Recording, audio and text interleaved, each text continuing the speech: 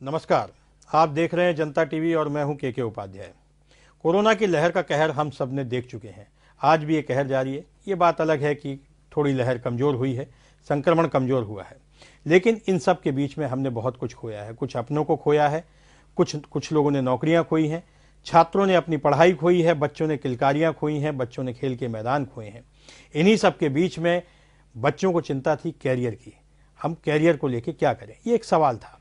अभी तक सवाल यह था कि 12वीं की परीक्षा का रिजल्ट घोषित किया जाए या न किया जाए, 12वीं की परीक्षा हो या न हो। अंत में फैसला हुआ। प्रधानमंत्री नरेंद्र मोदी ने इसकी घोषणा ट्वीट करके की कि इस बार 12वीं की परीक्षा नहीं होगी। बच्चों के लिए यह खुशी का विषय था, लेकिन 2 दिन बाद ही इस खुशी के साथ चिंता की लकीरें उनके माता पिता की बढ़ गई, बच्चों की भी बढ़ गई कि अब अंक सूचियां कैसे बनेंगी, आंतरिक मूल्यांकन कैसे होगा। इस आंतरिक मूल्यांकन के बाद वो कैरियर डिसाइड कैसे करेंगे, एंट्रेंस परीक्षा होगी या नहीं होगी, किस फील्ड में वो जाएं या न जाएं, तमाम सारे सवाल। इन सब सवालों के जवाब देने के लिए आज हमारे बीच में कुछ शिक्षाविद हैं। हमारे साथ हैं कैप्टन एस.के. द्विवेदी, पूर्व आईएएस रहे हैं, तमाम सारे महत्वपूर्ण पदों पर ये रहे हैं और आईएएस हैं तो जाहिर है शिक्षा के बड़े जानकार हैं। हम इनसे राय लेंगे। इसके बाद अभिषेक तिवारी, ये रुड़की आईआईटी में प्रोफेसर हैं। डॉक्टर आशीष तिवारी, कानपुर से आईआईटी किया है, जर्मनी से पीएचडी हैं और कई शैक्षणिक संस्थानों से ये जुड़े हुए हैं। हमारे साथ सागर जोशी जी भी हैं। सागर जोशी एक अच्छे काउंसलर हैं, छात्रों के बीच में काफ़ी लोकप्रिय हैं और ख़ास तौर पे विधि विशेषज्ञ के तौर पर ये जाने जाते हैं। विधि के छात्रों को ये सलाह देते हैं। इन सभी पैनल के साथ हम बातचीत करेंगे। शुरुआत करते हैं कैप्टन एस.के. द्विवेदी जी से। द्विवेदी जी, यदि आप मुझे सुन पा रहे हैं तो अब बताएं, एक बहुत सिंपल सा सवाल है कि अब बच्चे क्या करें, कहाँ जाएं। आप तो आईएएस रहे हैं, क्या ऐसी परिस्थितियां पहले कभी आपने देखी हैं? मुझे याद है भोपाल गैस कांड हुआ था, तब मुख्यमंत्री अर्जुन सिंह हुआ करते थे। उन्होंने मध्य प्रदेश में बच्चों को प्रमोट किया था, लेकिन तब भी बोर्ड की परीक्षाओं को उन्होंने करवाया था और बोर्ड के छात्रों को प्रमोट नहीं किया था। यह पहला अवसर मैं देख रहा हूं कि जब बोर्ड के छात्रों को प्रमोट किया गया है, उन्हें अगली कक्षा में भेजा गया है। तो इन परिस्थितियों में अब आगे की राह कैसी होगी बच्चों के लिए, वो क्या करेंगे, उनका आंतरिक मूल्यांकन कैसे होगा? Doctor Dwivedi, captain Dwivedi, sorry, माफी चाहूंगा। ये आपका बड़ा संवेदनशील विषय है और ये एक असाधारण विषय है जो संभवतः हम लोगों के जीवन काल में पहली बार, हो सकता है कि भविष्य में यह पुनः इसकी पुनरावृत्ति न हो, सामने आया है। अब रह गई बात ये कि परीक्षाएं हो कि ना हो, असेसमेंट का पैटर्न क्या हो और ग्रेडिंग का सिस्टम क्या हो, किस प्रकार से इन बच्चों की ग्रेडिंग की जाए कि समानता रहे और जो इनका पूर्व का इतिहास रहा है पढ़ाई लिखाई का, 9th 10th 11th का, वो मेंटेन रहे।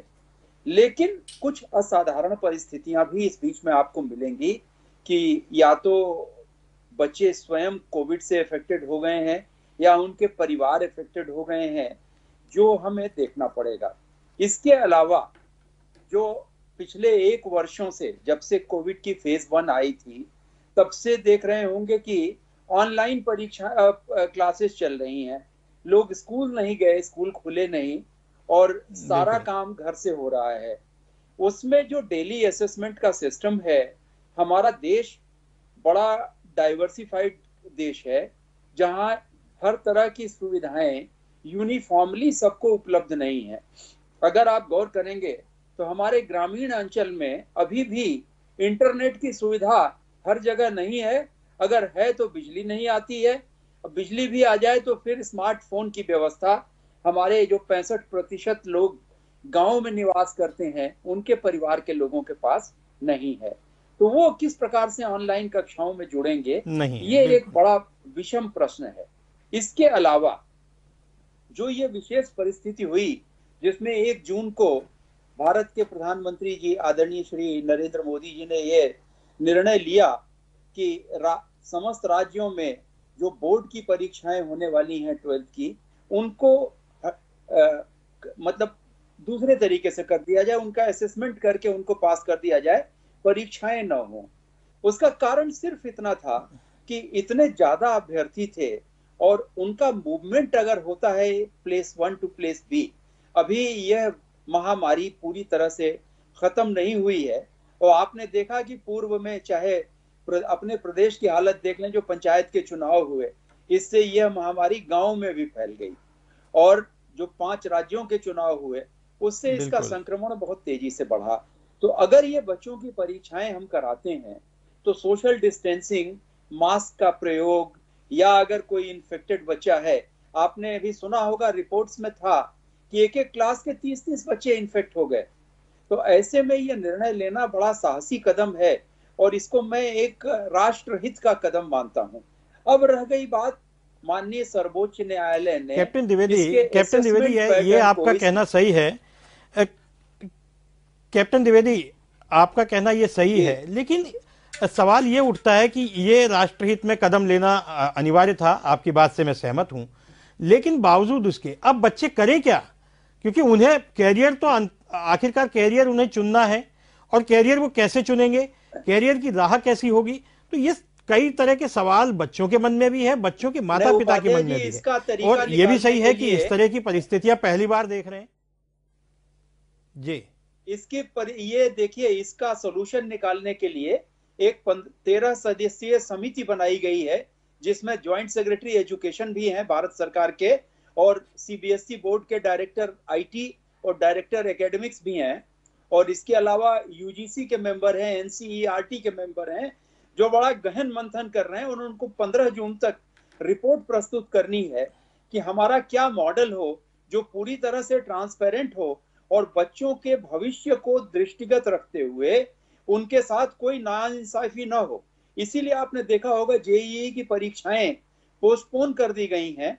अभी उस निर्णय का, उस कमेटी के निर्णय का इंतजार हो रहा है कि वो क्या कमेटी, और उसमें एक विकल्प और दिया गया है। मैं उस कमेटी की जो फॉर्मेशन हुई है उसकी रिपोर्ट पढ़ रहा था, तो उसमें यह भी लिखा हुआ है कि यदि कोई बालक अथवा उसका अभिभावक उस ग्रेडिंग पैटर्न से संतुष्ट नहीं है तो उसके लिए पुनर्परीक्षा की व्यवस्था की जाएगी।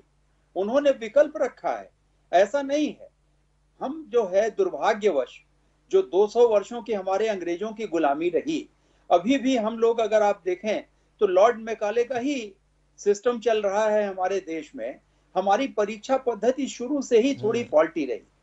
अब तो अगर आप पश्चिम के देश देख लें, यूनाइटेड स्टेट्स ऑफ अमेरिका देख लें, या डेवलप्ड और कंट्री देख लें, आईआईटी के लोग बैठे हुए हैं, वो बताएंगे आपको कि उनके यहाँ ग्रेडिंग पैटर्न क्या होता है।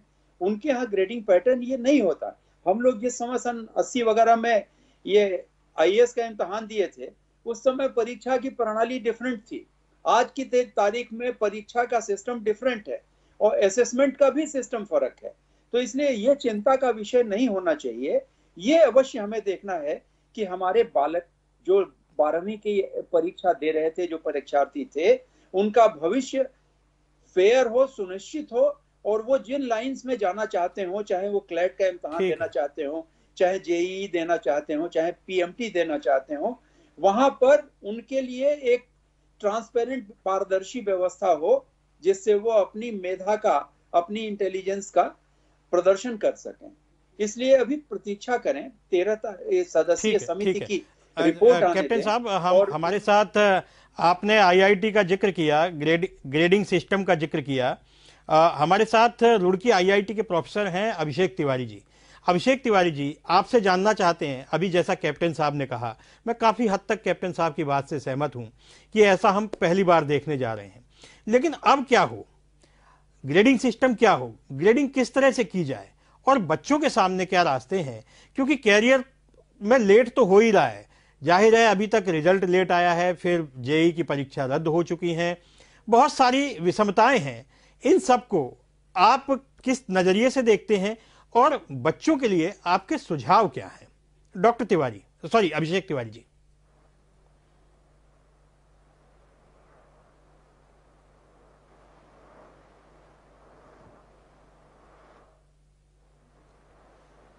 अभिषेक तिवारी जी, मुझे सुन पा रहे हैं?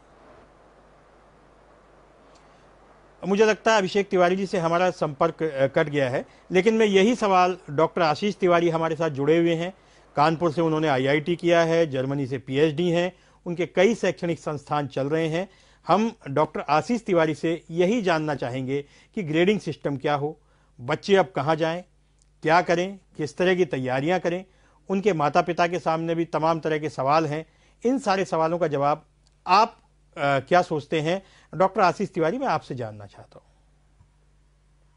नमस्कार sir, thank you for inviting. Actually sir मैं ये बोलना चाहूंगा, पहले बच्चों की अगर बात की जाए तो फिर अभी देखिए सर, इन लोगों के मतलब काफी दिनों से बच्चे ऑलरेडी इतने प्रेशर में थे कि एग्जाम होगा कि नहीं होगा, अगर होगा तो कब होगा। तो पहली बात तो ये जो एग्जाम कैंसिल किया गया, ये this was a very good decision. ये अच्छी चीज है, क्योंकि इससे कम से कम बच्चों का एक तो जो मेंटल काइंड ऑफ हैरासमेंट चल रहा था वो थोड़ा सा कम मतलब खत्म हो गया है, और बच्चे अब अपने आगे के भविष्य के जो उनके प्लान है उनके ऊपर फोकस कर सकते हैं, है ना। इसके लिए मैं अब ये बोलना चाहूंगा, जो बच्चे ऑलरेडी 12th क्लास में मतलब ऑलरेडी सब पास हो ही गए, तो सभी को अपने फ्यूचर प्लानिंग के ऊपर फोकस करना चाहिए। आप सपोज किसी कम्पिटिटिव एग्जाम की अगर तैयारी करना चाहते हो तो अभी से फिर आप तैयारी चालू कर सकते हो। आप सपोज IIT JEE या नीट के लिए, जो साइंस के स्टूडेंट्स हैं जो IIT JEE या नीट का एग्जाम देना चाहते हैं, वो लोग अगले साल के लिए प्रिपरेशन कर सकते हैं, या फिर इनफैक्ट IIT JEE और नीट के लिए अभी काफी टाइम है, अभी कुछ पक्का तो है नहीं कब एग्जाम होने वाला है। तो यदि आपने थोड़ी बहुत तैयारी कर रखी है तो आप इस साल के एग्जाम। तो डॉक्टर आशीष, मैं ये जानना चाहता हूं, डॉक्टर आशीष, इससे क्या बच्चों का एक साल लेट नहीं हो रहा? क्या उन्हें इनसे उनका एक साल कम नहीं हो रहा? ये एक सवाल है। नहीं सही, जी जी, नहीं ये कोई कम नहीं हो रहा है, क्योंकि देखिए जो बच्चे ऑलरेडी JEE की तैयारी कर रहे थे, JEE का एग्जाम तो कैंसिल नहीं किया गया है, 12th का एग्जाम कैंसिल किया गया है। तो ये एग्जाम कैंसिल करने से जो बच्चे JEE या नीट की तैयारी कर रहे थे उनके प्लानिंग के ऊपर कोई असर नहीं पड़ने वाला, क्योंकि JEE और नीट का एग्जाम तो होना ही है, वो तो गवर्नमेंट मेरे ख्याल से करवाएगी, because that is very very important. एक पूरा का पूरा सेशन कैंसिल नहीं किया जा सकता इस तरीके से, है ना। और बस ये है कि बच्चे जो केवल 12th की तैयारी कर रहे थे उनके लिए थोड़ा सा डिमोरलाइजिंग है। मतलब जो लोग केवल बोर्ड के ऊपर फोकस कर रहे थे, जो लोग कॉम्पिटिटिव एग्जाम में अभी तैयारी नहीं कर रहे थे, जिन्हें सोच के रखा था कि इस बार मैं 12th का एग्जाम अच्छे से दूंगा, अच्छा परसेंटेज लेकर के आऊंगा और फिर ड्रॉप लेकर के, एक साल का ड्रॉप लेकर के फिर तैयारी करूंगा कॉम्पिटिटिव एग्जाम की, उनके लिए ये थोड़ा सा डिमोरलाइजिंग है। क्योंकि अब क्या सभी को लगभग बराबर मार्क्स मिलने वाले हैं, मतलब ऐसा कोई एग्जाम तो हो नहीं रहा है, जो गवर्नमेंट क्राइटेरिया डिसाइड करेगी उसके बेसिस पर मार्क्स दिए जाएंगे। तो इसलिए वो थोड़ा सा इस बात को लेकर के हताश हो सकते हैं कि बाकी सभी के साथ में ही उनकी भी मार्किंग की जा रही है बिना किसी एग्जाम वगैरह के। ठीक है तिवारी जी, मैं आपके पास पुनः आऊंगा। हम सागर जोशी जी के पास चलते हैं। सागर जी, ये बताइए, आप तो काउंसलर भी हैं, बच्चों के बीच में आप काफ़ी लोकप्रिय हैं और कानून पढ़ने वाले छात्र आपके पास हर साल आते हैं। पिछले 2 साल की जो परिस्थितियां आप देख रहे हैं, उन परिस्थितियों को किस नज़रिए से देखते हैं? दूसरी बात, वही कॉमन सवाल कि 12वीं के बाद अब छात्र क्या करें? क्या ऑनलाइन पढ़ाई सॉल्यूशन है? क्या ऑनलाइन एग्जाम सॉल्यूशन है? सागर जोशी, आप बताइए। जी बिल्कुल, देखिए सबसे बड़ी बात है, आप सुन पा रहे हैं मुझे? आप सुन पा रहे हैं मुझे? हाँ, मुझे आवाज आ रही है। आवाज आ रही है आपका? जी जी जी जी आवाज आ रही है? आ रही है सागर जी, आप बोलिए। जी जी, मैं कह रहा था, देखिए क्योंकि मैं छात्रों के संपर्क में रहता हूं, तो सबसे बड़ी जो समस्या छात्रों के सामने थी वो थी एक अनिश्चितता, क्योंकि कोई क्लैरिटी नहीं थी कि क्या होगा, एग्जाम होगा या नहीं होगा, तो कब होगा, किस प्रोसीजर से होगा और क्या सिस्टम रहेगा। तो सबसे पहले तो सरकार का ये निर्णय स्वागत योग्य है कि सभी छात्रों की एक जो एंजाइटी थी या जो एक उनको एक अनिश्चितता थी वो खत्म हो गई है, और अब सबको पता है कि बोर्ड का एग्जाम नहीं होगा। रही बात कॉम्पिटिटिव एंट्रेंस एग्जाम की, जितने भी प्रोफेशनल कोर्सेज हैं या जो कॉलेजेस में एडमिशन के एंट्रेंसेज होते हैं, चाहे IIT JEE हो, चाहे NEET हो, चाहे क्लैट हो या और एग्जाम हो, तो उसके लिए छात्रों को थोड़ा और समय मिलेगा। अगर 12th के एग्जाम होते तो 12वीं के साथ उनको अपने 12th के लिए बीच में 1-1.5 महीने का समय देना पड़ता, तो अब उन्हें क्लैरिटी है कि अब सीधा हमारा कॉम्पिटिटिव एंट्रेंस एग्जाम होगा, जब भी होगा अगस्त में, सितंबर में, तो उसके लिए हम तैयारी कर सकते हैं। तो ये बहुत बढ़िया कदम है, स्वागत योग्य कदम है। दूसरा आपका सवाल है कि छात्रों को क्या क्या करें वो, या क्या करना चाहिए। तो जैसे मैं तिवारी जी को सुन रहा था कि वो छात्र थोड़े से डिसएडवांटेज में है जिन्होंने ये सोचा था कि मैं 12th में तो अपना पूरा ध्यान दूंगा बोर्ड परसेंटेज पर, और उसके बाद में मैं अपना कॉम्पिटिटिव एंट्रेंस एग्जाम की करूंगा, चाहे वो नीट हो, चाहे वो IIT JEE हो, चाहे वो क्लैट हो या डिजाइनिंग का हो, कोई भी एंट्रेंस एग्जाम हो। तो उन बच्चों को अब जो है, क्योंकि क्लियर है 12th नहीं होगा, तो अब प्रिपरेशन और एग्जाम जो कंपटीशन एग्जाम है वो भी ऐसा लगता है कि कोरोना की वजह से हो सकता है अगस्त तक या सितंबर तक या अक्टूबर तक हो। तो अब जो ये समय है इसका उपयोग करें और जो जो फील्ड उन्होंने अपने लिए तय किया है कि क्लैट में जाना है, आईआईटी में, नीट में, उसके लिए प्रिपरेशन वो अभी से शुरू कर दे, अच्छा टाइम है और वो आराम से प्रिपरेशन कर सकते हैं। सागर जोशी जी, सवाल ये है कि सभी के माता पिता तनाव में हैं। तनाव इस बात का है कि जैसे मुझे कुछ लोगों ने पूछा कि इस बार सारे ही बच्चे पास हो गए हैं, जाहिर है कॉम्पिटिटिव एग्ज़ाम होगा, उसमें भी बच्चे पूरी तरीके से अपने एग्ज़ाम देंगे, तो ऐसे में मेरिट को लेकर के कई तरह के सवाल हैं कि मेरिट हाई जाएगी, मेरिट लो जाएगी, वो कहाँ जाएंगे, कैरियर कैसे चुनेंगे। आप देखते हैं कि डीयू में एडमिशन के लिए 100% तक मार्क्स वाले छात्रों को एडमिशन मिलता है। तो अब इस बार किस तरह का मॉडल हो सकता है, आपके सामने क्या कोई पिक्चर है इस तरह की? सागर जी। जी सर, देखिए निश्चित तौर पर ये बहुत ही चुनौतीपूर्ण समय है और एक बहुत ही मुश्किल समय है, जैसा हम सब लोग महसूस कर रहे हैं, सभी अपने अपने स्तर पर इससे लड़ रहे हैं और छात्र भी मानसिक तौर पर कहीं ना कहीं परेशान है, तनावग्रस्त है और बहुत अनिश्चितता की स्थिति में है। जैसे आपने डीयू की बात की, क्योंकि डीयू में पहले परसेंटेज से एडमिशन होता था, शायद इस बार भी होगा, लेकिन छात्रों की सबसे बड़ी समस्या और चिंता स्पेशली उन छात्रों की जिन्होंने डीयू को अपना एम बनाया है कि मुझे दिल्ली यूनिवर्सिटी के अच्छे कॉलेज में एडमिशन लेना है, उसके लिए उसने मेहनत भी करी कि मैं 12th में अच्छे परसेंटेज लाऊं।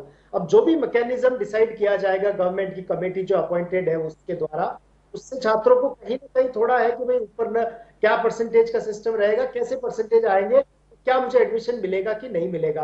मैं समझता हूँ कि एक बहुत एक समस्या है, एक चुनौती है पेरेंट्स के सामने भी, बच्चों के सामने भी। इसका सामना हमें पॉजिटिविटी से करना है, सकारात्मकता से करना है। देखिए इस स्थिति को हम खत्म नहीं कर सकते, स्वीकार करना ही पड़ेगा। जो कोविड है, जो अनिश्चितताएं हैं, जो भी समस्या है, ये एक सच्चाई है, इसे हमें स्वीकार करना पड़ेगा। और हम सब लोग के लिए अवसर भी है, जैसे कहते हैं आपदा में अवसर भी होता है, एक अवसर है हमारे लिए कि हम ये हमारी आने वाली पीढ़ियों को हम बता पाएंगे कि हम ऐसे दौर से निकले, उसमें भी हमने अपना मोरल बूस्ट रखा, अपने आप को कॉन्फिडेंट रखा, पॉजिटिव रखा, पेशेंस रखा और जो भी परिस्थितियां थी उसमें हमने अपने करियर बिल्ड किया। अवसर सबके लिए होंगे, चाहे डीयू में है, बहुत सारे कोर्सेज है प्रोफेशनल जिनके लिए एंट्रेंसेज है, कॉलेजेस भी बहुत सारे हैं। चाहे आप देखें आज इंजीनियरिंग में आईआईटी नहीं तो बहुत सारे अच्छे कॉलेजेस हैं हमारे पास, क्लैट में अगर एनएलयू नहीं तो बहुत सारे अच्छे कॉलेज, तो खूब अवसर है।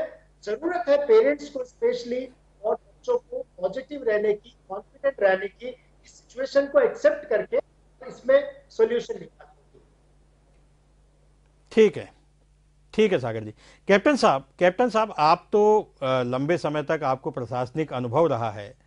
ये सही है कि इस तरह की आपदाएं यदा कदा आती हैं, युगों में एक आध बार आती हैं, लेकिन एक प्रशासनिक अफसर होने के नाते इस समय रास्ते क्या है हमारे पास में, हमें किन रास्तों को चुनना होगा? ये भी सही है कि एक कमेटी का आपने जिक्र किया कि 13 सदस्यीय कमेटी बनाई है, वो कमेटी अपनी रिपोर्ट देगी, लेकिन बावजूद उसके इस समय को कैसे निकालें? छात्र क्या करें, उनके माता पिता क्या करें? आखिर तनाव तो है ही ना, तो रास्ते क्या बचते हैं? ऐसे में क्या करना चाहिए? उपाध्याय जी, देखिए दो चीजें हैं, जैसा कि अभी हमारे पूर्व वक्ता कह रहे थे कि जो कॉम्पिटिटिव एग्जाम्स हैं, जैसे आपका जेई है, क्लैट है या अन्य इस तरह के स्टेट लेवल के एग्जाम्स हैं, पीएमटीज हैं, वहां पर तो इन बच्चों को दिक्कत नहीं है, ये दिन रात लग के अपनी तैयारी कर रहे हैं। दिक्कत कहाँ आएगी? जहां मेरिट पे एडमिशंस होते हैं, जैसे डीयू है, दिल्ली यूनिवर्सिटी है। लेकिन ये जो विषम परिस्थितियां आ रही हैं, तो जैसे बाकी सेंट्रल यूनिवर्सिटीज में सिस्टम है, चाहे वो बीएचयू हो, चाहे वो इलाहाबाद यूनिवर्सिटी हो, चाहे वो अलीगढ़ मुस्लिम यूनिवर्सिटी हो, वहां पर एंट्रेंस एग्जाम का सिस्टम रखा है उन्होंने। वो परसेंटाइल पे नहीं जाते हैं, वो एंट्रेंस एग्जाम लेते हैं और एंट्रेंस एग्जाम के हिसाब से उसको कंबाइन करते हैं और बच्चों का फाइनल मेरिट तैयार करते हैं। ये विषम परिस्थितियों में डीयू को भी एक डिसीजन लेना पड़ सकता है, ये मैं निश्चित नहीं कह रहा हूं, लेकिन मुझे ये संभावना प्रतीत होती है कि जो ग्रेडिंग पैटर्न आ रहा है, जैसा आपने चिंता जाहिर की थी कि मिनिमम 96% था अच्छे कॉलेजेस के लिए और 99% पर भी कट ऑफ था। अच्छे सब्जेक्ट्स जो थे, इकोनॉमिक्स था, पॉलिटिकल साइंस था, इंग्लिश लिटरेचर था, वहां पर जो वहां के अच्छे कॉलेज हैं, चाहे वो सेंट स्टीफेंस रहा हो, चाहे वो हंसराज कॉलेज रहा हो, करोड़ीमल रहा हो, वहां पर कट ऑफ बहुत आगे गया था। और इसलिए ये चिंता उन अभिभावकों को है कि जो अपने बच्चों को कॉम्पिटिटिव एग्जाम्स में तैयारी कराने के लिए डीयू में भेजना चाहते हैं। और डीयू के लिए एक विकल्प यही मुझे दिखाई देता है, जो मैं थोड़ा फोर साइटेडनेस से देख पा रहा हूं, कि वहां मेरिट पर जो पूर्व में परंपरा रही है, जो परसेंटाइल कैलकुलेशन करके एडमिशंस होते रहे हैं, उसको चेंज करना पड़ेगा इन विषम परिस्थितियों में। और कॉम्पिटिटिव एग्जाम्स जैसे अन्य यूनिवर्सिटीज और अन्य एकेडमिक इंस्टीट्यूशंस में है, उसको एडॉप्ट करना पड़ेगा, ताकि पूरी पारदर्शिता के साथ हर बच्चे को एक मौका मिल सके और वो वहां पर एडमिशन के लिए अपना क्लेम प्रस्तुत कर सके। बिल्कुल कैप्टन साहब, आपने जो कहा कि ऐसा कर सकता है डीयू, मुझे लगता है डीयू को ये सुझाव के रूप में लेना चाहिए। आपकी बात को अगर वहां तक पहुंचे तो ये बहुत अच्छा सुझाव है। इससे छात्रों की समस्या काफी हद तक हल हो जाएगी। और ये इसी साल के लिए नहीं, मुझे लगता है कि डीयू को एंट्रेंस एग्जाम ही लेना चाहिए, क्योंकि हर जगह के बोर्ड, हर जगह के अलग अलग तरीके से उनके कॉपी जांचने के तरीके हैं। उन कहीं कहीं नंबर बहुत खुल के दिए जाते हैं, जैसे साउथ में नंबर जो हैं बहुत खुल के देते हैं, वहाँ 100% तक आते हैं। लेकिन जैसे ही हम नॉर्थ इंडिया की तरफ आते हैं तो नंबर देने का तरीका थोड़ा सा अलग है, या कंजूसी करके नंबर मिलते हैं। तो मुझे लगता है ये एंट्रेंस एग्जाम का आपका सुझाव अच्छा है। वो एग्जामिनेशन पैटर्न्स पर है उपाध्याय जी, जहाँ पर नेगेटिव मार्किंग्स होती हैं वहां पर नंबर कम हो जाते हैं, और जहाँ नेगेटिव मार्किंग्स नहीं है, ऑब्जेक्टिव टाइप का जहाँ एग्जाम होता है, वहां पर मार्किंग्स अच्छी होती हैं। बिल्कुल। अभिषेक तिवारी जी रुड़की आईआईटी के अगर हमारे साथ जुड़ गए हैं, वो मेरी आवाज सुन पा रहे हैं, तो मेरा सवाल ये है कि ग्रेडिंग सिस्टम को लेके अन्य देशों में क्या तरीके हैं, और दूसरा आप एक आईआईटी के प्रोफेसर हैं, तो हमें किस तरह की ग्रेडिंग सिस्टम को अपनाना चाहिए। जैसे कुछ समय पहले कैप्टन साहब कह रहे थे कि हमारे यहाँ तो वही मैकाले का सिस्टम अभी तक चल रहा है, लेकिन विदेशों में ये बदला है, क्योंकि कोरोना तो सब जगह फैला है। ये महामारी तो पूरे विश्वव्यापी थी, ऐसा तो था नहीं कि ये भारत की महामारी है। तो वहाँ पे भी उन्होंने छात्रों के लिए कुछ सिस्टम अपनाए होंगे। तो अगर अभिषेक तिवारी जी मेरी बात सुन पा रहे हैं, तो आप इस मसले को लेकर के छात्रों से क्या कहना चाहते हैं?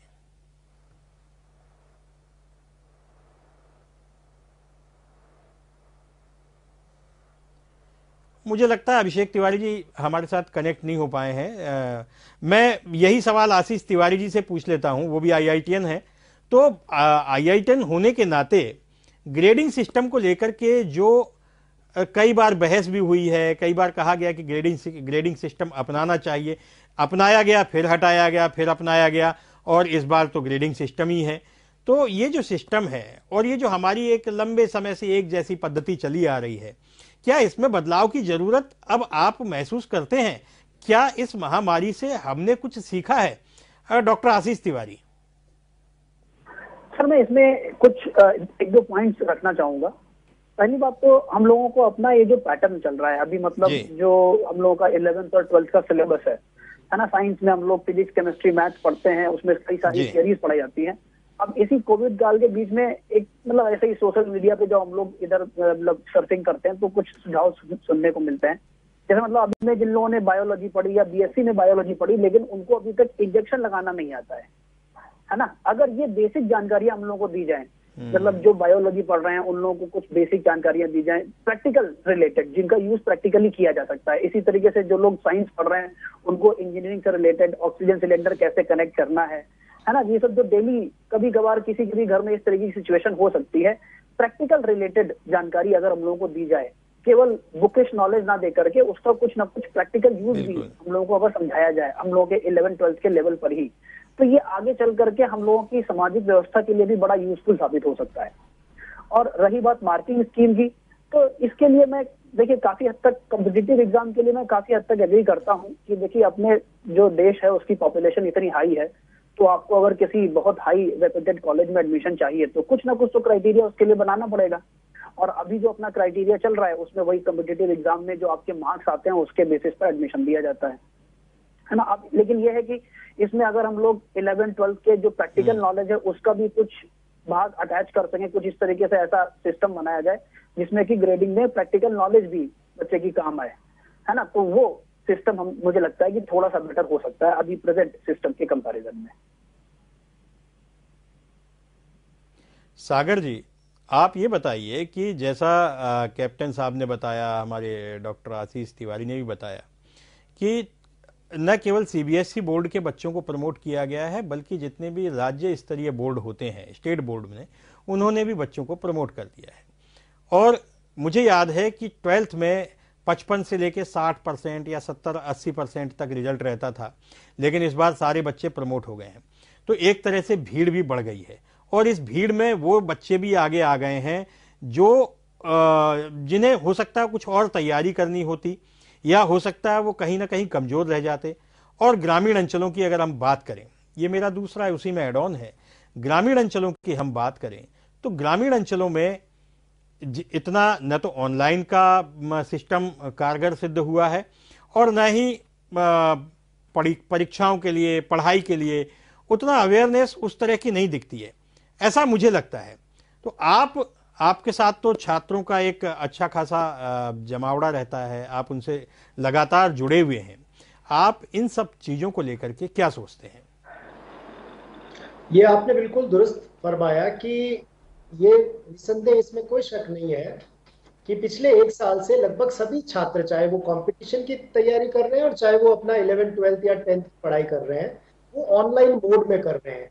ऑनलाइन मोड में मेरा ये व्यक्तिगत अनुभव है, कोई इस पे सहमत हो या नहीं भी हो सकता है, लेकिन क्योंकि मैंने बहुत सारे छात्रों के साथ संवाद किया है, ऑनलाइन मोड में हम वो एफिकेसी या वो इफेक्टिविटी नहीं ला पाते हैं जो हमारा एक, जब हमारा एक किसी क्लासरूम ट्रेनिंग होता है या लर्निंग होता है, तो उस समय जो हमारा एक जिस तरह से कम्युनिकेशन होता है, आई कांटेक्ट होता है, बॉडी लैंग्वेज को समझने का मौका मिलता है, इस तरह से जो डिसिप्लिन और डेकोरम आता है, वो ऑनलाइन क्लासेस में कहीं ना कहीं घर के कंफर्ट में जब आप वीडियो ऑफ करके पढ़ रहे हैं तो वो कंसंट्रेशन, वो फोकस नहीं आता है।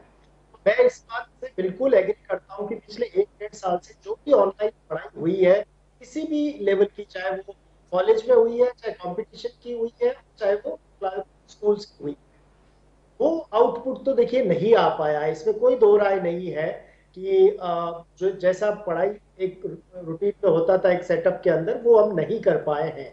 अब ये देखिए, इसका ये कारण हम सब जानते हैं, वो कोरोना है, एक बहुत ही असाधारण परिस्थिति है जो किसी के हाथ में नहीं थी, इसका कोई विकल्प भी नहीं था। और आपने एक बहुत अच्छा पॉइंट बताया कि ग्रामीण अंचलों में तो क्योंकि कई जगह ना तो इंटरनेट की उस लेवल की कनेक्टिविटी है, गांव में बहुत एक ऐसी जगह इंटरनेट आता है बस चुनिंदा स्पॉट पे, अदरवाइज नेट ही नहीं है, या वो स्पीड नहीं है, या बच्चों के पास में डिवाइसेस नहीं है, और इस परिस्थितियों में किसी के लिए नए लैपटॉप्स वगैरह लेना भी संभव नहीं था। निसंदेह पढ़ाई बहुत बहुत ज्यादा से एडवर्सली इफेक्ट हुई है। तो मैं इससे ये आपकी बात से सहमत हूँ। ठीक अब है, देखिए, ये आप सबको मिलकर, क्योंकि ये पूरा जितना बच्चे हैं, ये भारत का भविष्य, ये युवा पीढ़ी है, ये भारत का भविष्य है, तो इसके बारे में ये सिर्फ बिल्कुल बिल्कुल। सागर जी, आपकी बात को आगे बढ़ाते हुए मैं अभिषेक तिवारी जी से सवाल करना हूं। अभिषेक जी अब हमारे साथ जुड़ गए हैं। अभिषेक तिवारी जी से मेरा सवाल है कि हमारा ग्रेडिंग सिस्टम क्या होना चाहिए। ग्रेडिंग सिस्टम को लेकर सवाल उठते रहे हैं। विदेशों में भी ये महामारी थी, तो विदेशों ने इससे किस तरह से निपटा, और दूसरा ऑनलाइन परीक्षा और ऑनलाइन पढ़ाई को लेकर के कई तरह की आशंकाएं हैं। जैसा अभी सागर जोशी कह रहे थे कि ऑनलाइन पढ़ाई में उस तरह का रिजल्ट भी नहीं आ पाता, उस तरह का कंसंट्रेशन भी नहीं बन पाता है।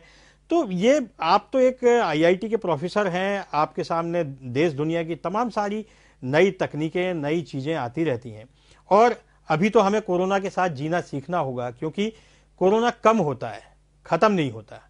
अभिषेक तिवारी जी। जी, ये प्रश्न बहुत महत्वपूर्ण है। इसमें एकेडमिक वर्ल्ड में भी इसके ऊपर बहुत सारा डिस्कशन हो रहा है कि कोरोना के बाद भी, क्योंकि ये जो नई टेक्नोलॉजी आई है, इनका उपयोग बाद में भी हो सकता है, क्योंकि इन्होंने कहीं ना कहीं थोड़ा बहुत जो शिक्षा का जो माध्यम है उसको बेहतर बनाने का भी काम किया है। लेकिन इसका मतलब ये नहीं है कि हम फेस टू फेस जो क्लासेस होती हैं या जो एजुकेशन है उसको हम इससे रिप्लेस कर पाएंगे। तो इसलिए जरूरी यह है कि मुझे लगता है कि भविष्य में जो मीडियम आएगा वो दोनों का एक कॉम्बिनेशन होगा, जिसमें हम ऑनलाइन प्लेटफॉर्म्स को भी यूज कर सकें और साथ साथ में जो हमारे ट्रेडिशनल क्लासेस का जो कॉन्सेप्ट है उसको भी यूज किया जा सके। और जहां तक आपने ग्रेडिंग की बात की कि कैसे ग्रेडिंग की जा सकती है, वो मुझे लगता है कि पहले से हम लोगों को इसको ध्यान में रखना होगा कि जो हमारा सेमेस्टर है या जो हमारा सत्र है, शैक्षिक सत्र है, उसमें इस तरह का व्यवधान आ सकता है। तो अगर हम उसको ध्यान में रख करके उसके हिसाब से अपना प्लान बनाएंगे, योजना करेंगे, तो मुझे लगता है कि फिर हम उसके लिए तैयार हो सकते हैं। अगर मान लीजिए बीच में हमको मालूम पड़ता है कि अब फाइनल, जैसे अभी 12वीं कक्षा में फाइनल एग्जाम नहीं हो पाए, तो कुछ बोर्ड ऐसे होंगे जिनमें बीच में जो इवैल्यूएशन होता है वो नहीं हुआ होगा, अब उनको ग्रेडिंग में बहुत समस्या होने वाली है। तो इसलिए हमको पहले से सोच के चलना होगा। इस तरह के जो प्लान भी हम लोगों को एक तैयार करके रखना होगा कि मान लीजिए कोई परीक्षा नहीं हो पाती है, उसका एक ही तरीका है कि हम रेगुलर पीरियड से जो ग्रेडिंग है बच्चों की या जो इवैल्यूएशन है उसको कंडक्ट करते रहें, जिससे कि अगर फाइनल एग्जाम हमारे नहीं भी हो पा रहे हैं तो उसके बेसिस पे हम जो स्टूडेंट है उसका एक सही मूल्यांकन कर सकें। प्रोफेसर अभिषेक, ये बताइए कि ये तो ठीक है कि ये आपने सलाह दी है और बहुत अच्छी सलाह है कि हमको ग्रेडिंग सिस्टम का मूल्यांकन करना पड़ेगा, इस पे अपडेट रहना पड़ेगा, प्लान ए और प्लान बी हमको सोचना पड़ेगा। लेकिन इन सब के बाद अब ये है कि समाधान क्या है, बच्चे क्या करें, कहाँ जाएं? दूसरा, वो अपना कैरियर चुनते वक्त किन चीज़ों का ध्यान रखें। ज़्यादातर बच्चे यही सोचते हैं कि बस मैं आईआईटी में चला जाऊं, मैं इंजीनियर बन जाऊं या मैं डॉक्टर बन जाऊं, और रास्ते क्या हैं। और अब चूंकि विजन उनका अभी क्लियर नहीं है, उनको ये नहीं पता है कि उनको किस सब्जेक्ट में क्या मार्क्स मिले हैं। मार्क्स मिलेंगे लेकिन उसमें समय लगेगा, लेकिन ये तनाव तो बच्चों में आ ही गया है। तो प्रोफेसर अभिषेक, मेरा सवाल ये है कि अब रास्ते क्या हैं?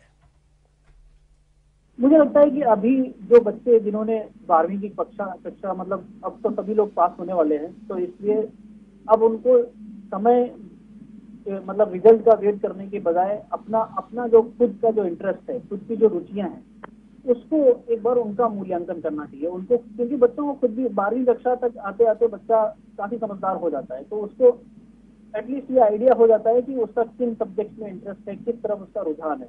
तो पहले तो एक आत्मचिंतन जरूरी है कि वो अपने इंटरेस्ट को समझे कि हम किस विषय में अच्छा कर सकते हैं और या फिर किस फील्ड में जाके हम अच्छा कर सकते हैं। क्योंकि अब मेरे ख्याल से वो टाइम धीरे धीरे जा रहा है जहाँ पर पहले हम केवल ये सोचते थे कि आईआईटी में हो जाए, नहीं तो कुछ ही बहुत लिमिटेड चॉइसेस थी। हम जैसे हम लोगों के टाइम पे भी बहुत लिमिटेड चॉइसेस, लेकिन अब मुझे लग रहा है भारत में वो समय आ रहा है जब हम बहुत सारे डिफरेंट ऑक्यूपेशन हैं, डिफरेंट प्रोफेशन हैं जिसमें लोगों की बहुत जरूरत है, वर्क फोर्स की बहुत जरूरत है।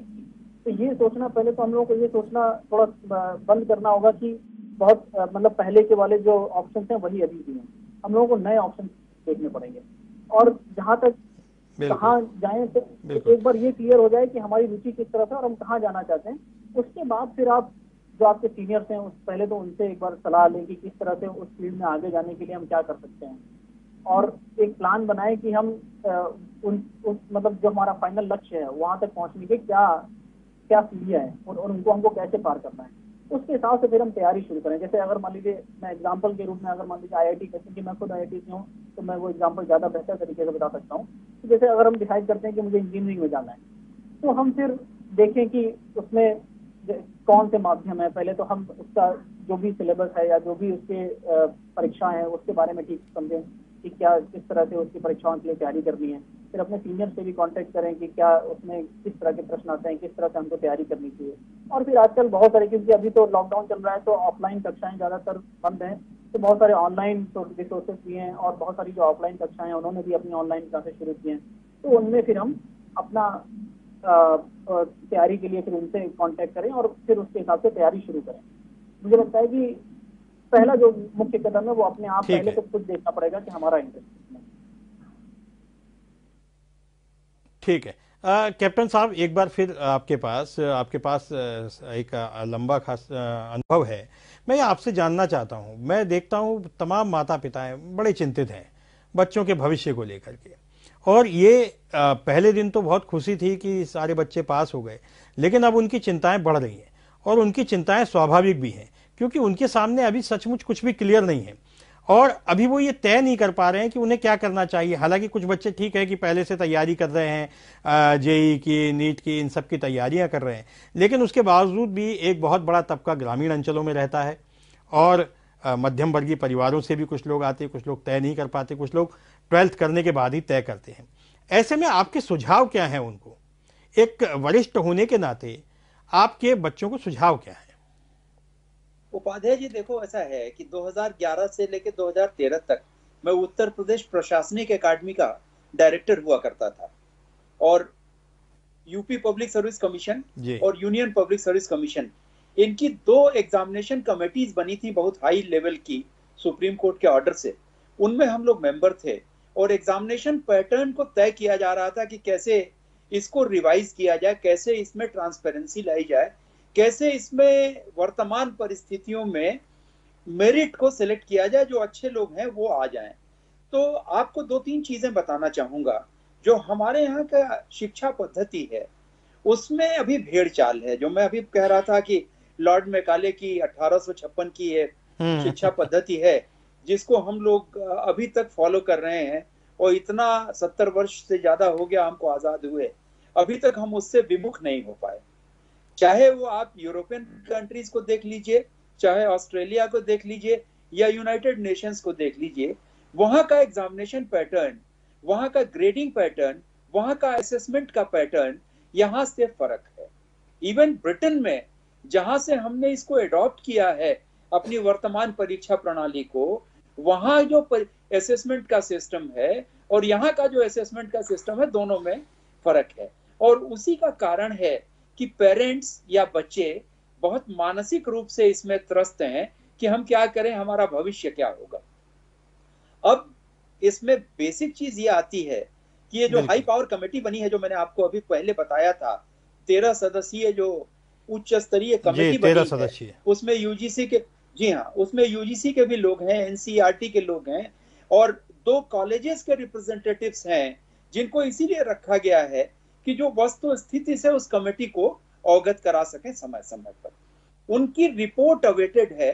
15 तारीख तक 10 दिनों का समय उनको दिया गया है कि वो अपनी रिपोर्ट प्रस्तुत करें और वो क्या इसमें परिवर्तन चाहते हैं इन ग्रेडिंग पैटर्न में, इन असेसमेंट सिस्टम में, जिससे सामान्य बच्चों को किसी प्रकार का कोई नुकसान या हक तलफी न होने पावे और उनकी मेरिट यथावत बनी रहे, ताकि वो बाद में डिमोरलाइज न हो। इसके अतिरिक्त, जैसा कि अभी हमारे पूर्व वक्ता कह रहे थे कि हमारी पॉपुलेशन पैटर्न इस कदर है, हमारे यहाँ एक एक सीट पे इतनी भीड़ है कि आप शायद सोच नहीं सकते हैं। जो ग्रेडिंग की बात अभी डीयू के एडमिशन की हो रही थी, 0.1% पे 8-8 लोग थे एक एक सीट पे और वो सरक नहीं रही थी, उसमें एक बच्चे को सिलेक्ट होना था। ऐसी जगहों पे जहां परसेंटाइल वर्कआउट होता है, हमें ये देखना पड़ेगा कि हम ग्रेडिंग को कैसे करते हैं। डेली असेसमेंट रखते हैं, वीकली असेसमेंट रखते हैं, या जैसे उन्होंने कहा कि हम सेमेस्टर सिस्टम में अपने को कैसे एडजस्ट करते हैं ताकि आगे बच्चों को ये दिक्कत ना आने पावे जो वर्तमान में हो गई है। वर्तमान में तो एक वैक्यूम क्रिएट हो गया है, एक प्रकार का एक शून्य पैदा हो गया है और बिल्कुल। हम चौराहे पे खड़े हैं, हमें पता नहीं कि हम दाहिने मुड़े कि बाएं मुड़े कि सीधा जाएं। ऐसी स्थिति में वेट वॉच की सिचुएशन है। हम चौराहे पे खड़े हैं। सभी डॉक्टर आशीष तिवारी आपसे जानना चाहते हैं, डॉक्टर आशीष तिवारी आपसे जानना चाहता हूं, जैसा कैप्टन साहब कह रहे हैं कि हम एक चौराहे पे खड़े हैं, तो हम इस चौराहे से अब किस ओर जाएं? आप छात्रों को, बच्चों को क्या सुझाव देंगे कि अब उन्हें क्या करना चाहिए, वो अपनी राह कैसे चुने? पहली बात तो बच्चों का जो इंटरेस्ट है उसी हिसाब से उन लोगों ने अपने 11th और 12th के कोर्स चूज किए हैं और उसी के बेसिस पर वो लोग ऑलरेडी पढ़ाई कर रहे हैं ना। अब आगे की जो तैयारी की बात है, उसके लिए बच्चों को ये देखना होगा कि उनके लिए बेस्ट अभी जो मार्गदर्शन है वो किस तरीके से प्रोवाइड किया जा सकता है। ये बात मैं बच्चों और पेरेंट्स दोनों के हिसाब से बोल रहा हूँ। पेरेंट्स को पहली बात तो ये देखना होगा कि बच्चे की अभी जो मेंटल पोजीशन है वो इतनी अभी मतलब ऑलरेडी बच्चे इतना ज्यादा साल भर से परेशान है, एंजाइटी की सिचुएशन में है कि अभी वो खुद से पूरा का पूरा डिसीजन ले पाना उनके लिए थोड़ा सा मुश्किल होगा। तो उनको भी थोड़ा सा उनकी हेल्प, काउंसलिंग में उनकी भी हेल्प करनी होगी। और आगे जो भी वो लोग तैयारी करने जा रहे हैं, जिस भी एग्जाम की तैयारी करनी हो, चाहे IIT की तैयारी करनी हो या नीट की तैयारी करनी हो या क्लैट की तैयारी करनी हो या किसी भी और स्ट्रीम में भी अगर जाना चाहते हैं, तो उनको किसी एक ऐसे मार्गदर्शक की जरूरत है या फिर किसी एक ऐसे संस्थान की जरूरत होगी जहां पर उनको पर्सनल अटेंशन मिल सके, है ना। यहाँ पर जो बात है वो बेसिकली पर्सनल अटेंशन और बच्चे का प्रॉपर मार्गदर्शन करने की है। तो इसलिए जो, जैसे आप मान लीजिए सपोज सर्वांगीण विकास जो का, बिल्कुल। पैटर्न, हाँ, सर्वांगीण विकास जिस तरीके से बच्चे का सुनिश्चित किया जा सके।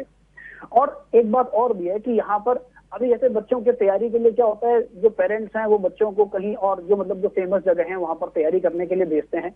लेकिन इस पर्टिकुलर सिचुएशन में, जो कोरोना की सिचुएशन है, इसमें मैं पेरेंट्स को ये थोड़ा सा सुझाव देना चाहूंगा कि बच्चा अगर पॉसिबल हो तो अपने साथ में रख करके ही जो भी वो तैयारी करना चाहता है जिस भी एग्जाम की, वो बच्चा पेरेंट के साथ रह करके ही तैयारी करे। That will be the best choice in this particular situation, क्योंकि बच्चे को इसमें सिर्फ पढ़ाई नहीं, उसके साथ में उसकी देखभाल की जरूरत है, और देखभाल पेरेंट्स से बेटर कोई नहीं कर सकता है। ये चीज थोड़ा सा ध्यान रखनी पड़ेगी। ठीक है। सागर जोशी जी, क्या अब ये जो हमारा डिस्कशन था उसमें एक बात बार बार निकल के आती है, अगर हम उसके निष्कर्षों पे जाएं तो ये निकल के आती है कि अब हमको नए सिरे से सोचना होगा, जो पुराने पैटर्न थे उसमें बदलाव करने होंगे, क्योंकि कोरोना अभी जाने वाला नहीं है। कोरोना का संक्रमण कम हो सकता है, तीसरी लहर की आशंकाएं व्यक्त की जा रही हैं। तो अब वो नए तरीके क्या हो सकते हैं, बच्चे किन तरीकों को अपनाए, और पेरेंट्स उसमें किस तरह से सहभागी हो सकते हैं कि बच्चों का तनाव कम हो। सागर जी। जी सर, मैं सहमत हूं तिवारी जी की बात से। जैसा इन्होंने कहा कि इस समय बच्चों के लिए बड़ा मेंटल स्ट्रेस वाला टाइम है, तो पेरेंट्स की जिम्मेवारी बहुत बढ़ जाती है। पेरेंट्स को इस समय एक मेंटल सपोर्ट सिस्टम डेवलप करना पड़ेगा, एक साइकोलॉजिकल सपोर्ट की। ठीक है बेटा, ये क्योंकि बच्चा बहुत इनोसेंट होता है, और जब इससे अनिश्चितता होती है तो बच्चा बहुत एंग्शियस हो जाता है या डिस्टर्ब हो जाता है। उसको लगता है मेरे ही साथ क्यों हो रहा है ऐसे, क्योंकि हम रात दिन बच्चों से बात करते हैं तो हमें ये रोजाना समस्या आती है, अच्छा मेरे ही साथ ऐसा क्यों हुआ, हमारा तो ये भी गड़बड़ हो गया, हमारा तो वो भी गड़बड़ हो गया। तो उनको एक मोरल सपोर्ट सिस्टम करना, बूस्टअप करना, कॉन्फिडेंट करना, उसकी बहुत, और उसमें सबसे बड़ी भूमिका पेरेंट्स की होगी, क्योंकि कोई भी मेंटोर है वो, उसके पास में 200, 500, 1000 बच्चे हैं, वो लिमिटेड लोगों तक पहुंच सकता है। ठीक है, तो ज्यादा से ज्यादा एक तो पेरेंट्स की भूमिका होगी। फिर आपने एक नए सिस्टम की बात करी, ये बहुत जरूरी है। मैं द्विवेदी साहब को, कैप्टन साहब को सुन रहा था, कैप्टन साहब ने एक बहुत अच्छी बात बोली। देखिए, एक बहुत बड़ी समस्या है, बहुत गहरी समस्या है, जो शिक्षा पद्धति है, जो मैकॉले ने एक इतना बहुत खराब सिस्टम डेवलप किया हुआ है, जिसको हम इतने सालों से घिसटते चले आ रहे हैं या ढोते चले आ रहे हैं, जिसकी वजह से आज ब्रेन ड्रेन है कि इतना हमारा टैलेंट बाहर जा रहा है, टैलेंट ढंग से आ भी नहीं रहा है, वोकेशनल कोर्सेज का कोई सिस्टम नहीं है, और कोरोना में तो हमें नई चीजें डेवलप करनी ही पड़ेगी। तो यहाँ बहुत अच्छे सुझाव आए हैं कि एक तो आमूलचूल परिवर्तन हो शिक्षा पद्धति में। जो नई एजुकेशन पॉलिसी है उसमें कई सारी बहुत अच्छी बातें हैं, लेकिन अभी भी कोरोना की वजह से उसमें कुछ और ऐड ऑन करने की जरूरत है। तो शिक्षा पद्धति में एक बदलाव आए। दूसरा है ग्रेडिंग सिस्टम, जैसे बताया गया है कि ग्रेडम की जगह पे छोटे छोटे सेमेस्टर हो, ट्राइमेस्टर हो, और बच्चों को कुछ इस तरह की इवैल्यूएट किया जाए, उनकी ऑन फील्ड प्रोजेक्ट्स दिए जाए, उनको प्रैक्टिकल चीजों पे उनको इवैल्यूएशन किया जाए, बजाय कि हम एक जो रूटीन में हमारा एग्जाम आ जाता है कि भाई ठीक है ये 10 क्वेश्चन कर लीजिए 2 घंटे में, उसकी बजाय ये किया जाए कि कुछ ऐसा प्रोजेक्ट दिया जाए प्रैक्टिकल। चाहे एनवायरमेंट की प्रॉब्लम है तो क्लाइमेट चेंज पे फील्ड में जाके आप कुछ इस तरह से करके लाइए। ऐसी चीजों से बच्चों का लर्निंग एक्सपोजर बढ़ेगा, उनका इवैल्यूएशन भी बेहतर होगा, कुछ स्किल्स को इन्वॉल्व करना चाहिए। अब बच्चा 12वीं के बाद आके समझता है कि यार इंग्लिश सीखना जरूरी है, मैथ सीखना जरूरी है, जीके सीखना जरूरी है। हम जीके को शुरू से पढ़ाएं और उस तरीके से पढ़ाएं जैसे क्योंकि जब बाद में जरूरत पड़ने वाली है, और जब वही तो टाइम है सीखने का, तब आप पढ़ाते नहीं है। फिर आप कहते हैं साहब कोचिंग वाला क्या करेगा, आपने उसको शुरू में इस तरह से तैयार ही नहीं किया। तो इसीलिए मेरा ये सुझाव है कि एक तो आमूलचूल परिवर्तन हो हमारे शिक्षा सिस्टम के अंदर, नई सिस्टम डेवलप किए जाए, ऑनलाइन एजुकेशन, क्योंकि अभी ये मजबूरी है इस समय, और जैसा आपने कहा अगले 1-2 साल और चल सकता है कोरोना, तो इसके अंदर भी कुछ एक्सपर्ट से मदद लेके और इस तरह से किया जाए। इस ऑनलाइन सिस्टम में बस वही है कि बच्चे को 1-on-1 काउंसलिंग की जरूरत है, सपोर्ट सिस्टम की जरूरत है।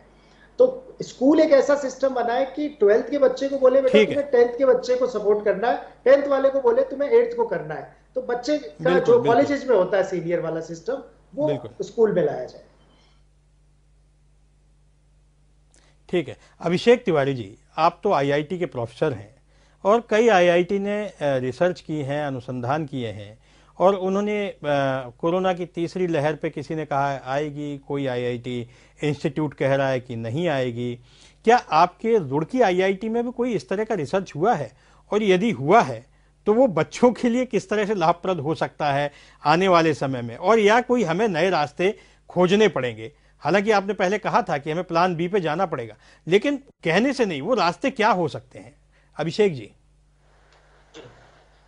देखिए, इस पे रिसर्च तो एटलीस्ट मुझे आईआईटी रुड़की के बारे में तो नहीं पता, लेकिन मैंने कुछ खबरें पढ़ी हैं जिनमें कि बोला जा रहा है कि तीसरी लहर अगस्त तक या जुलाई तक आ सकती है, और उसकी एक मतलब सिग्निफिकेंट संभावना भी है कि हाँ वो आ सकती है। तो उसके हिसाब से हमको तैयारी तो करनी पड़ेगी। लेकिन अब देखिए वो उस पर भी डिपेंड करेगा कि वैक्सीनेशन का हमारे यहाँ क्या, किस तरह से उसको रैंप अप किया जाता है। धीरे धीरे सरकार कोशिश कर रही है कि ज़्यादा से ज़्यादा वैक्सीनेशन जल्दी से जल्दी खत्म किया जा सके। तो जहाँ तक मुझे लगता है एटलीस्ट आईआईटी के बारे में, जैसे अभी तो बच्चे सारे के सारे घर चले गए, कोई कैंपस पूरा अंदर भी घुस गया, जो कि फर्स्ट फेज में नहीं हुआ था, तो सारे के सारे बच्चों को घर वापस भेजना पड़ा। और मुझे लगता है कि ज्यादातर संभावना इसी की है कि अगला सेमेस्टर भी एटलीस्ट जो शुरुआत होगी वो ऑनलाइन ही होगी, क्योंकि जुलाई अगस्त तक ये जो सिचुएशन है वो नॉर्मल होने की संभावना काफी कम दिख रही है।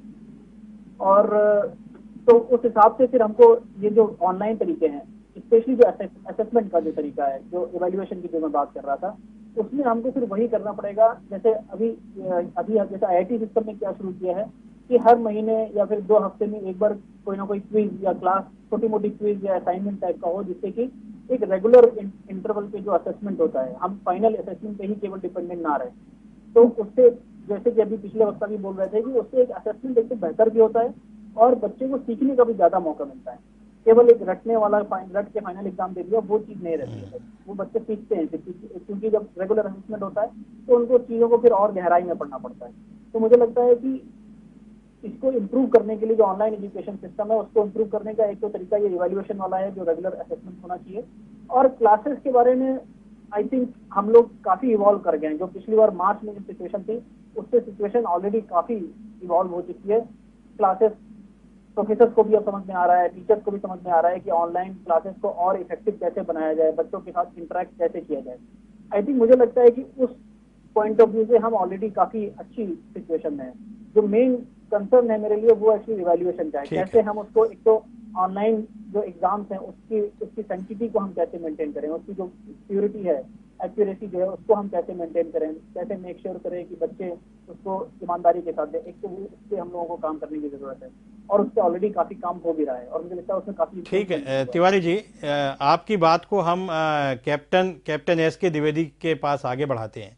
कैप्टन साहब, आपने बड़े अच्छे सुझाव दिए हैं, और मैं ये जानना चाहता हूं कि जैसे क्लास 9th से लेके 12th तक बच्चों को जो ऑनलाइन पढ़ाया जा रहा है, तो वो ऑनलाइन प्रोसेस आप क्या सही मानते हैं, और क्या उसके रिजल्ट अच्छे आएंगे? कैप्टन साहब। देखिए, रिजल्ट तो बाद की बात है। पहले आप ये सोच लीजिए कि ऑनलाइन पढ़ाई जो 9th to 12th हो रही है, वो हम सब लोग, ज्यादातर जो यहाँ पर वार्ताकार बैठे हुए हैं, वो ग्रामीण परिवेश से परिचित हैं।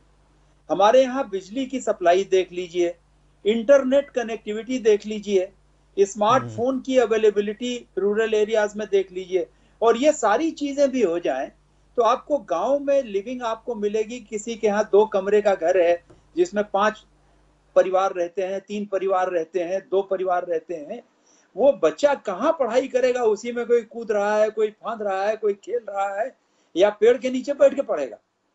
ऑनलाइन पढ़ाई शहर के लिए बहुत अच्छी सिचुएशन है कि पेरेंट्स अपने बच्चों को बैठा के पढ़ाते हैं, लेकिन जहां तक ग्रामीण क्षेत्र का प्रश्न है, अभी हम इतने एडवांस नहीं हुए हैं कि हम अपने बच्चों को ऑनलाइन शिक्षा ठीक से दे पावे।